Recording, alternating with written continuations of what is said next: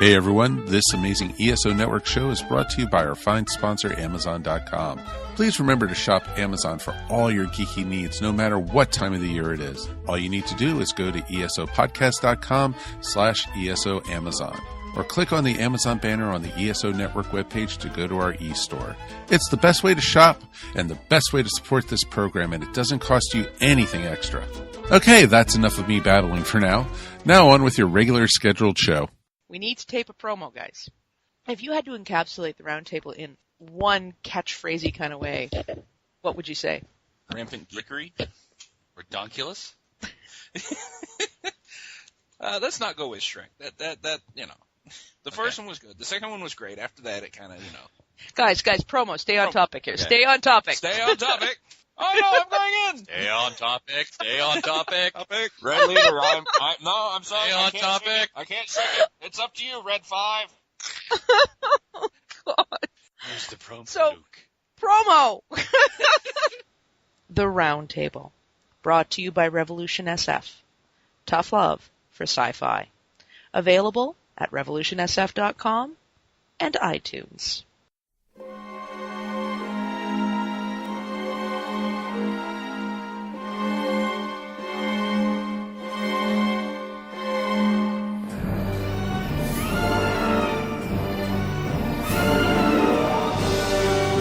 Hello, and welcome again to the Monster Sci-Fi Show podcast. I am your host, The Monster, back to give you some more sci-fi news for this week. So, before I get started with my big three topics, I wanted to do a couple of quick things. The first one has to do with an issue I had with Hulu. Now, if you don't know what or who Hulu is, it's a streaming service that usually does a lot of TV shows, as well as now doing movies and original programming. So, this past week, I had noticed that The Daily Show and At Midnight are no longer streaming on Hulu. And prior to this, all the CW shows that I like watching, like Supergirl. Well, actually, no, that was on CBS, but now it's on CW. But Legends of Tomorrow, The Flash, and Arrow, they were all under Hulu. So, it was a nice convenience to have it all under one site. I didn't have to go to ABC's websites to watch and stream Agents of S.H.I.E.L.D. I did not have to go to CBS to do other shows. Or you get the idea. It was all under one roof. And that was the one thing I liked about Hulu. Netflix was fine for doing a lot of things that were new movies or movies that just came to streaming service, whereas Hulu, TV was it. And since I don't have cable, that was my main source of getting information, or at least keeping up to date with stuff that I don't have access to on cable, such as The Daily Show. So I was really upset that this is no longer on Hulu. So I took to Facebook and I wrote them a message, and this is what I wrote. It says, "Hi, I wanted to voice my concerns about the loss of Comedy Central. I love watching Hulu for many years because everything I like to watch is under one roof. I used to watch shows like Arrow, Flash, Legends of Tomorrow, which were on Hulu. It is now on the CW app, which I can stream for free. Now, with shows like The Daily Show, there seems to be no point with the service very much longer. I just want to let you know that I'm very disappointed." So this was done on a Wednesday. And about almost 24 hours, they responded back to me. And they came up thanking me. It says, "Thank you for taking the time to reach out to us and express your concerns. Believe us when we say that we're just as disappointed to see these shows go.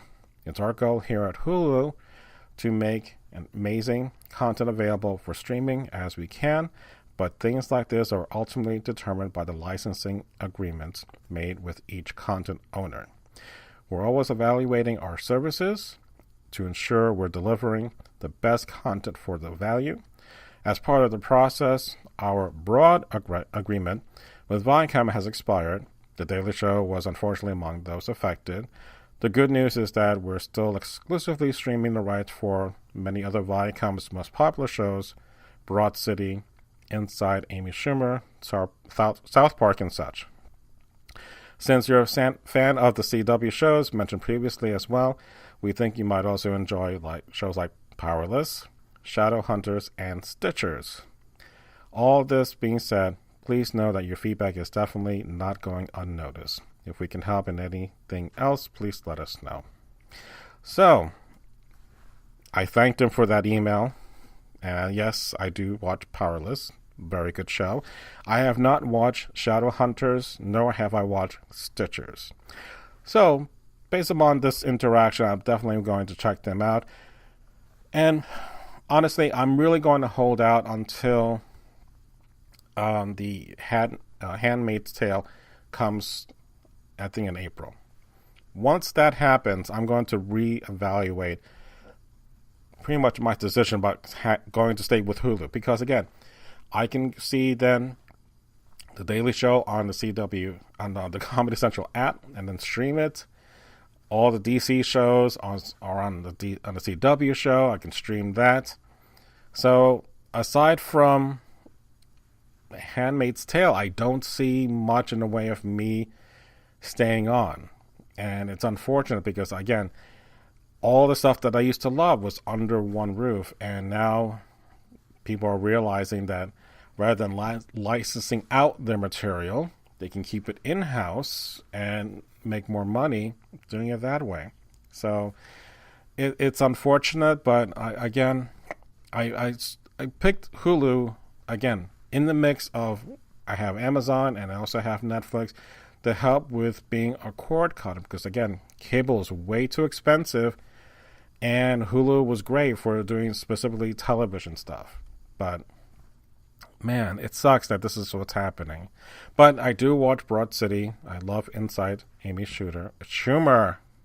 Not Shooter. So we'll see what happens with that. The other thing, last night, this being Saturday, and I was going to record last night, but my son wanted to go see The Great Wall, so, I delayed the podcast to do this. So we saw The Great Wall with Matt Damon, and I had a really decent enough time. My daughter was not going to be interested as well as my wife, so it was just, guys' night out. And it's a rare time that I actually get to have time with him anyway. So we enjoyed ourselves. And one of the cool things that I loved, aside from the visual effects, which were decent enough, the women that were portrayed were as strong as their male counterparts, in which they were fighting alongside each other over this creature called a Tao Ti.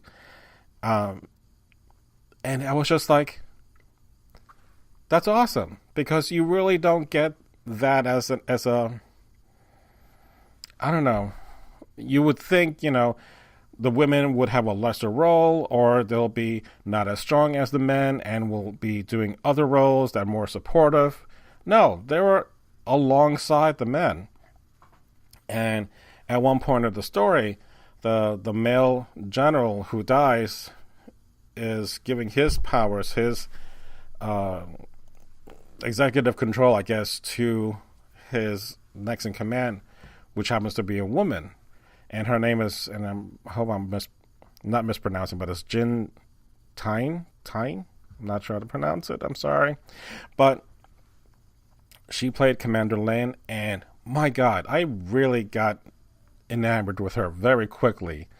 Again, I lose myself in movies because when I see a woman as beautiful as that and as strong as that, I'm really attracted by that. So, and actually it turned out to be a good thing, because I found out in doing some research, she is going to be in Kong Skull Island, which is coming right around the corner next month. And she's going to be in Pacific Rim Uprising.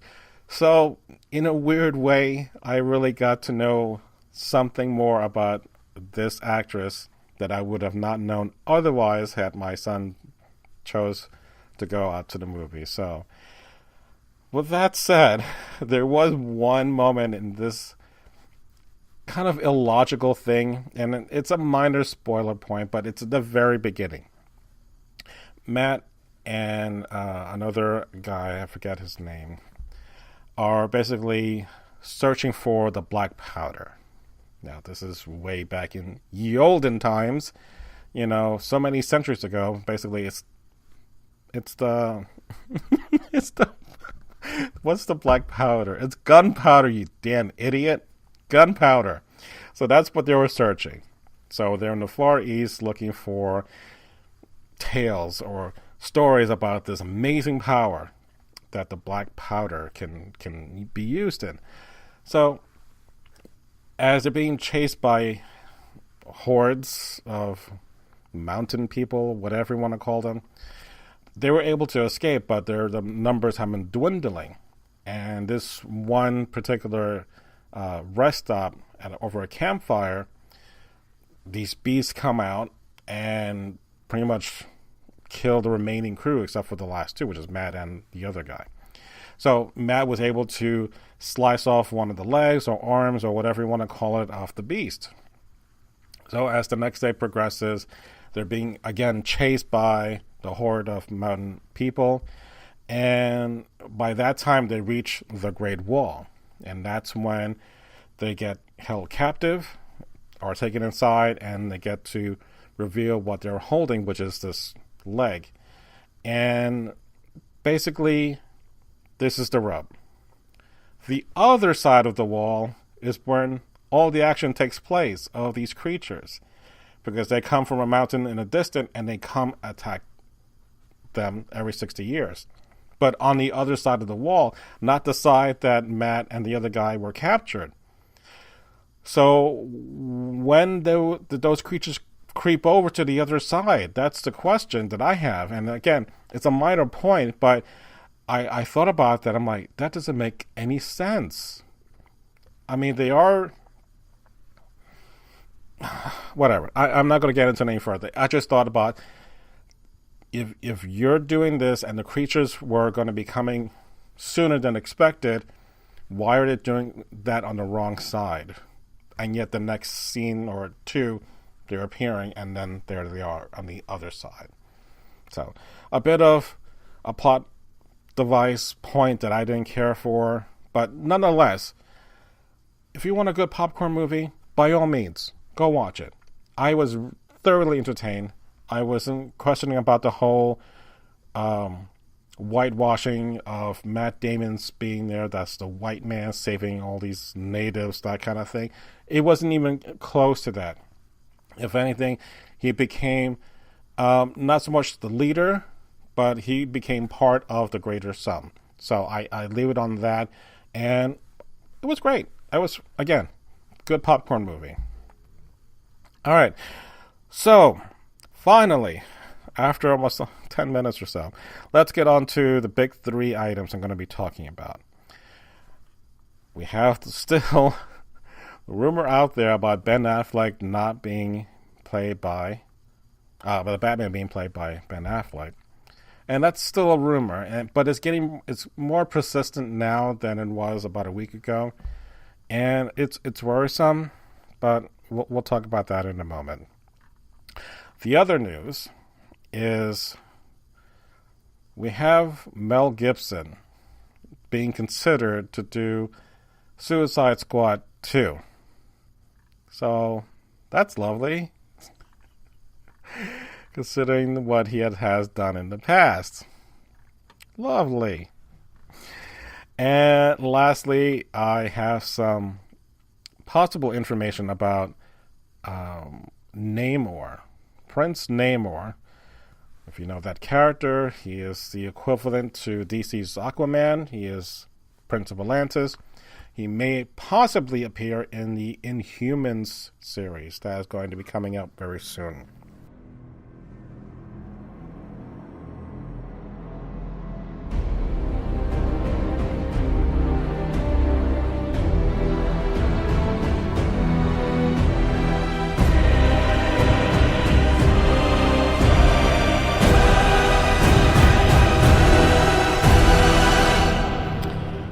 right, so let's get started. Let's go back to Ben. Ben. What are we going to do with you, Ben?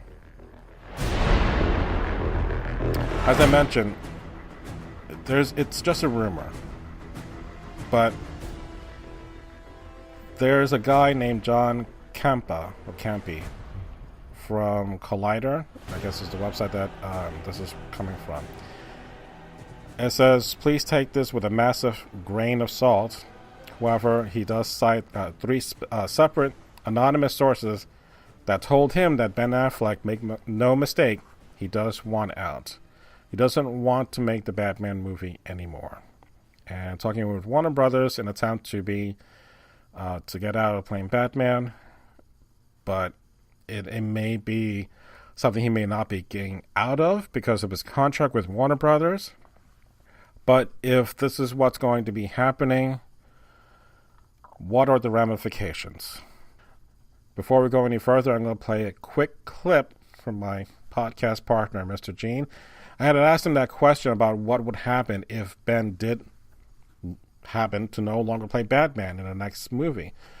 And this was done right before we got to see Lego Batman. So it's a very short clip, but just give me one moment and I'll be right back.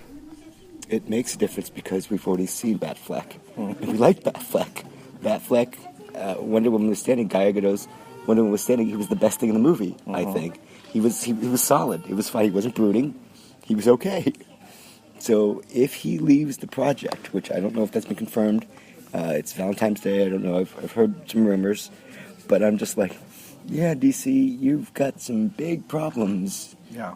Really big that they're never going to be fixed. Once again, you are the people that get people in the seats once. But Justice League might turn out okay. But then after that, that's it. We'll get a new guy in. They'll just have to take the truck full of money and back it up to Ben Affleck's house. And that should be fine. So let's go with this in mind. If he does go, for whatever reason, there's no longer a Ben Affleck attached to the Batman movie. What do we do going forward? Well, we have to get him replaced. We have to pick another actor. So I looked at a couple of things online about who people thought would be a good replacement. One was John Hamm. And basically he was recently in a movie with Gal Gadot just recently. I forgot the name of the movie. That just came out. That might work, and considering, that madman persona that he has, he could pull it off as a great Bruce Wayne. Maybe as Batman. I don't see him physically being that way. But as far as being a little bit older than the normal 20, 30-something actor, that's a good point of argument for John Hamm. Next would be Jeffrey Dean Morgan. Negan is too fresh in everyone's mind to, if you know that character from The Walking Dead. But having said that, I mentioned this earlier, if he is ever going to do a Wayne character, specifically a Thomas Wayne, like from Flashpoint, I'm all in. Have my money. Jeffrey Dean Morgan playing Thomas Wayne from Flashpoint. Hells yeah. I'm totally on board with that. Colin Farrell. No. You played Bullseye. You were fine in Bullseye in the Daredevil movie. I don't see you in any shape, in any fashion, Bruce Wayne or Batman. So forget that. Now, Luke Evans is another name that was tossed out, and this is something I plan not to watch, which is he's going to be Gaston in the live-action version of Beauty and the Beast. Again, maybe Mr. Gene can talk to me about this when he does see it, about his performance. But again, I really don't have any idea who he is. However, in researching his credentials, he has a movie coming out called Professor Marston and the Wonder Women, So basically, this is William Marston, and kind of a pseudo biography about him and basically how Wonder Woman came to be.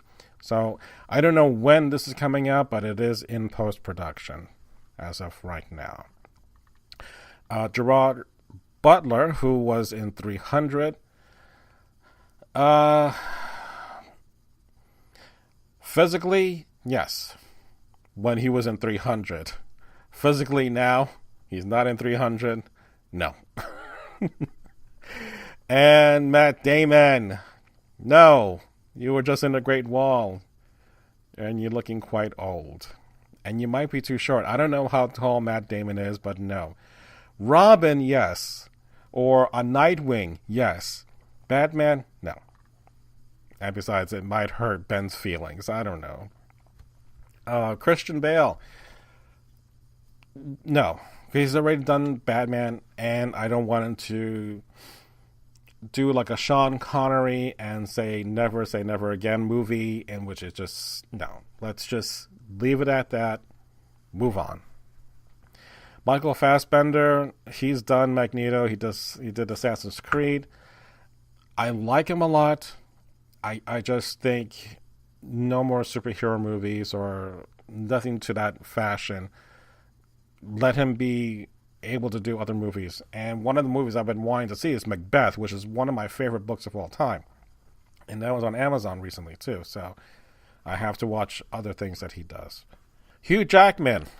Come on. Logan is not even done yet, or at least not out yet. He needs to have some time alone. And, no. I don't want to see Hugh Jackman as that. Matt Bomer, Bomer, I'm not sure how you pronounce that. He is maybe too young for the role, but the only thing that I know of him is that he played Bryce Larkin from Chuck. So, if you know from the pilot, he was Chuck's roommate and came through the series in and out throughout the whole process.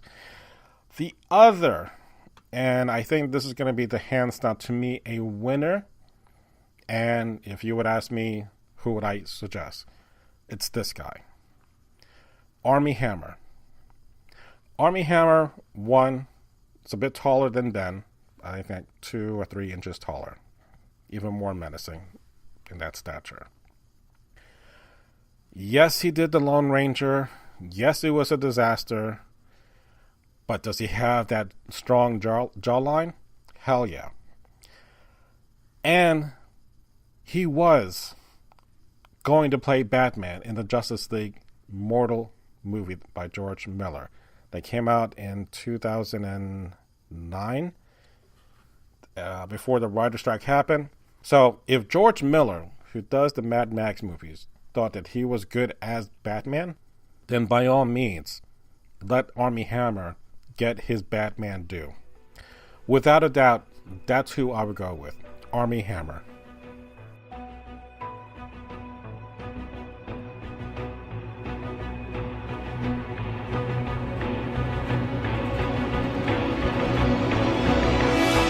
Let's move on to Mel Gibson, possibly directing Suicide Squad. DOS. Boo. Okay. He is definitely an actor that has lots of controversy. I loved him in the Lethal Weapon movies.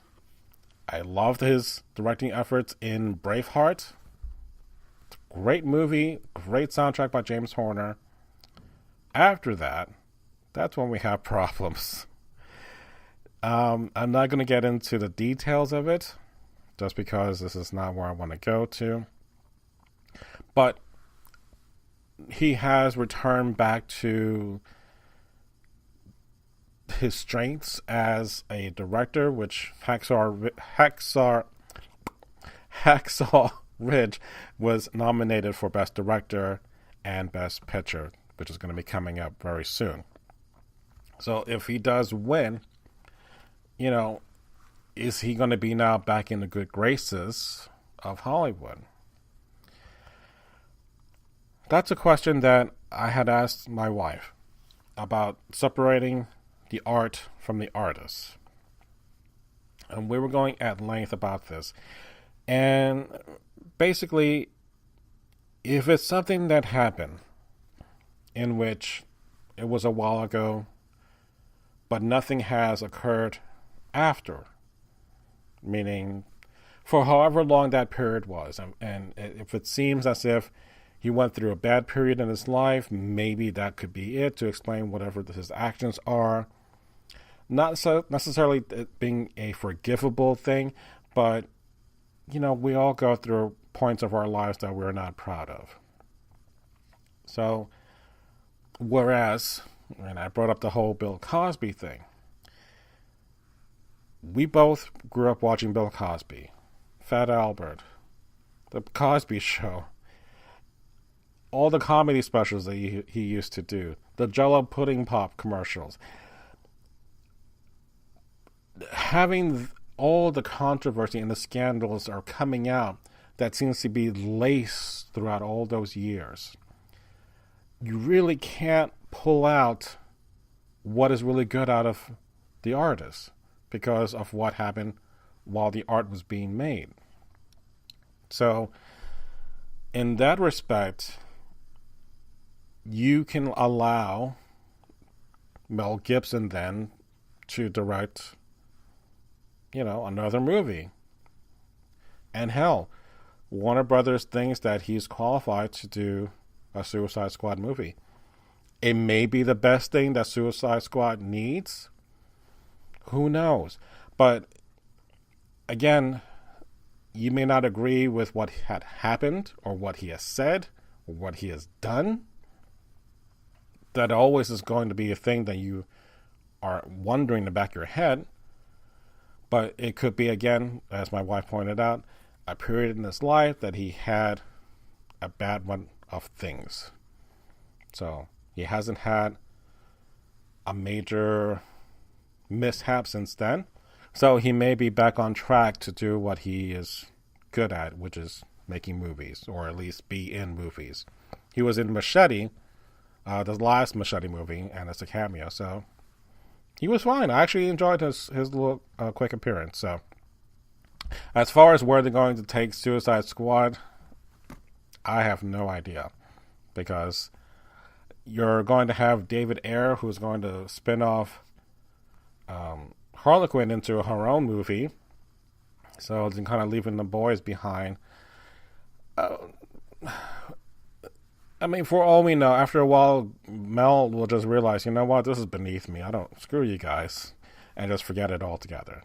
But it's an interesting choice, considering, if you want good talent or a big name talent, and if you use the logic that my wife did, you may say, you know what, we may disagree with what he has done in the past, but can he deliver a good movie?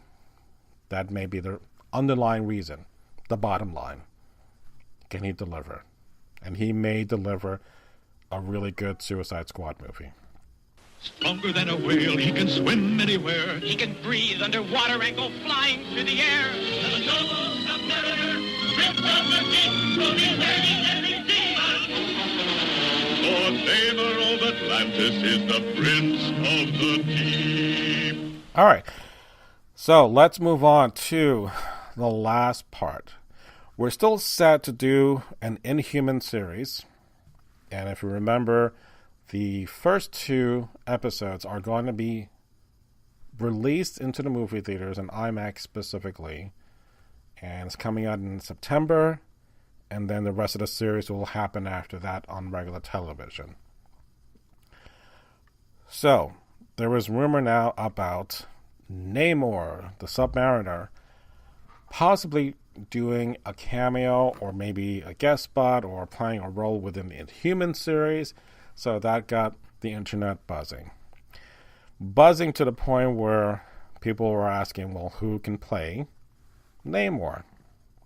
Since we already have Jason Momoa playing Aquaman, who's going to be in the Justice League movie later this year, Marvel hasn't really had anything with Namor yet, or anyone dealing with underwater.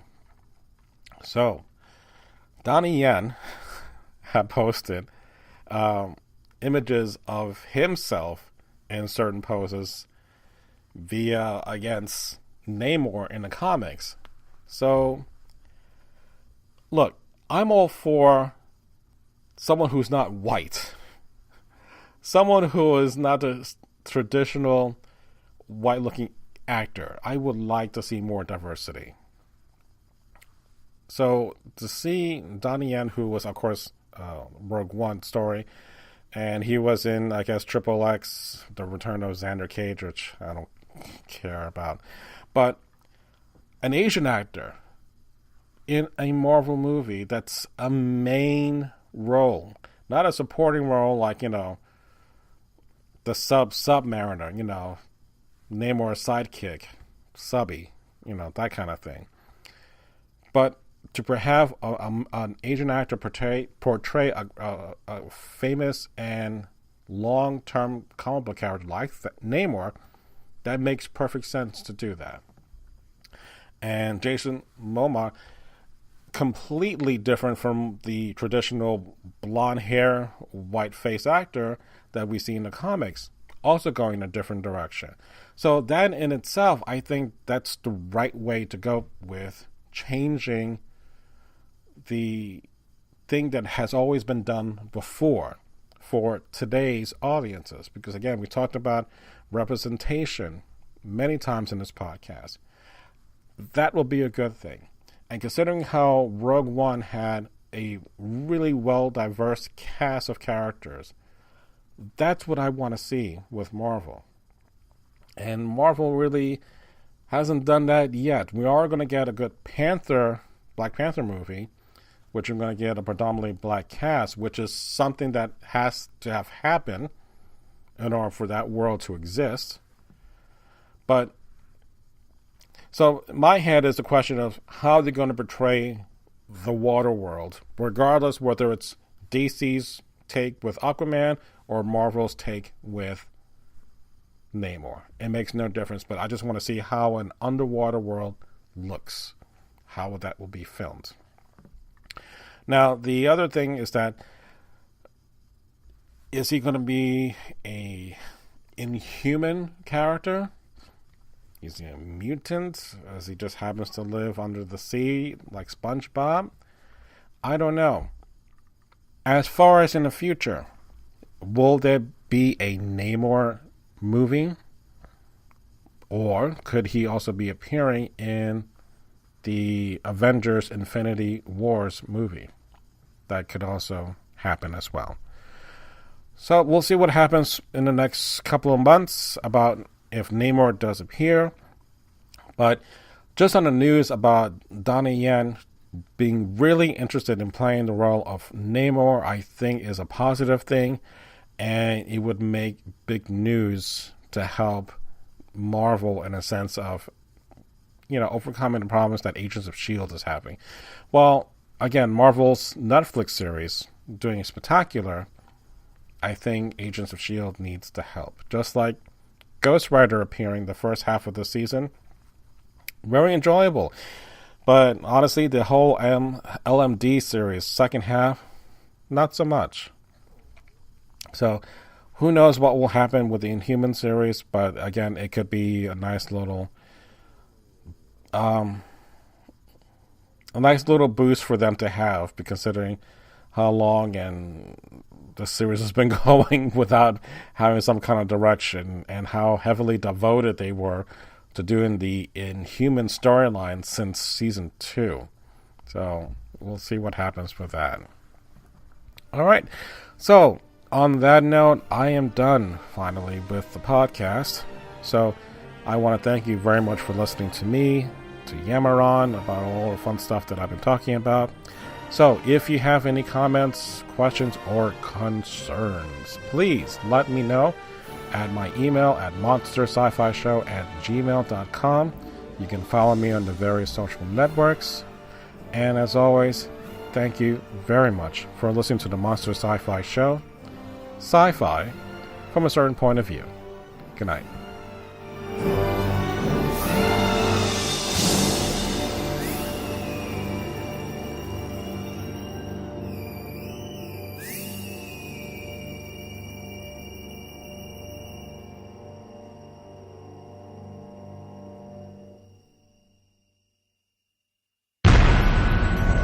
This has been a broadcast of the ESO Network, your station for all things geek, classic, current, and beyond. Be part of the crew at ESONetwork.com.